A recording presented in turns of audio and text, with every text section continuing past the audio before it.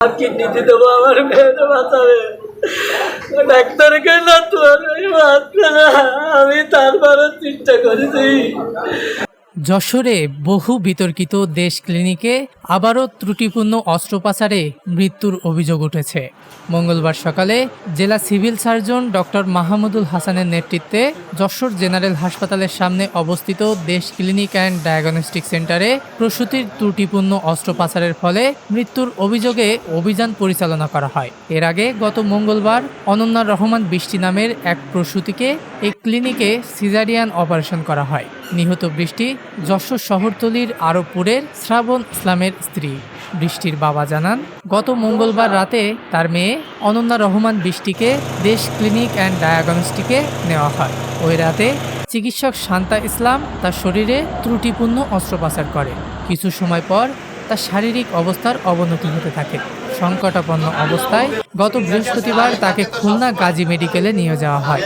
সেখানে কর্তব্যরত চিকিৎসক তার শরীরের প্রয়োজনীয় পরীক্ষা নিরীক্ষা শেষে জানান, অস্ত্রোপচারকালে তার প্রস্রাবের নাড়িতে রক্ত জমে যায়। জমাট বাঁধা রক্তের কারণে প্রস্রাব বন্ধ হয়ে 2 কিডনি বিকল হয়ে যায়। এরপর ওই হাসপাতাল কর্তৃপক্ষ তাকে উন্নত চিকিৎসার জন্য ঢাকা মেডিকেল হাসপাতালে প্রেরণ করে, কিন্তু সেখানে আইসিইউ ইউনিটে জায়গা না হওয়ায় তাকে ধানমন্ডির ইডেন মাল্টিকেয়ার হাসপাতালের আইসিইউতে ভর্তি করা হয়। রোববার বেলা 2টার দিকে চিকিৎসাধীন অবস্থায় ওই হাসপাতালে মৃত্যু হয় বৃষ্টি খাতুনের।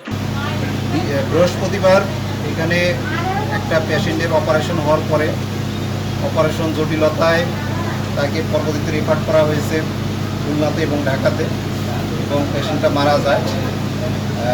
আমরা এখানে আসলাম, এসে দেখলাম যে আসলেই এখানে যে অপারেশন করছেন যে ডাক্তার, উনি কোনো বিশেষজ্ঞ ডাক্তার না। করার পরেও সংশ্লিষ্ট যে ডাক্তার অপারেশন করছে উনি এখানে অ্যাটেন্ড করে নাই।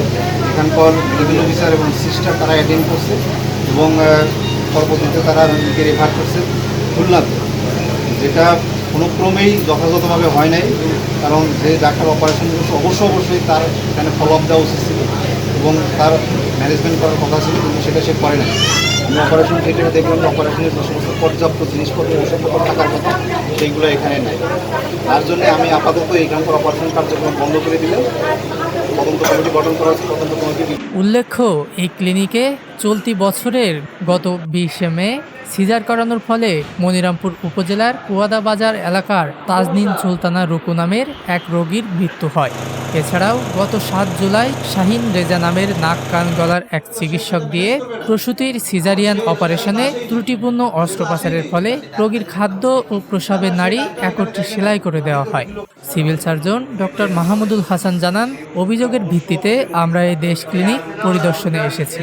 এখানে এসে দেখি বৃষ্টিকে যিনি সিজার করেছেন তিনি কোনো বিশেষজ্ঞ চিকিৎসক নন। এছাড়া অপারেশন থিয়েটারেও প্রয়োজনীয় যন্ত্রপাতি নেই। ডাক্তার নার্স যা থাকার কথা সেগুলোও নেই। ফলে আমরা আপাতত অপারেশন থিয়েটার বন্ধ করে দিয়েছি। দীপঙ্কর বর্মন, নিউজ ডেস্ক, দৈনিক রানার।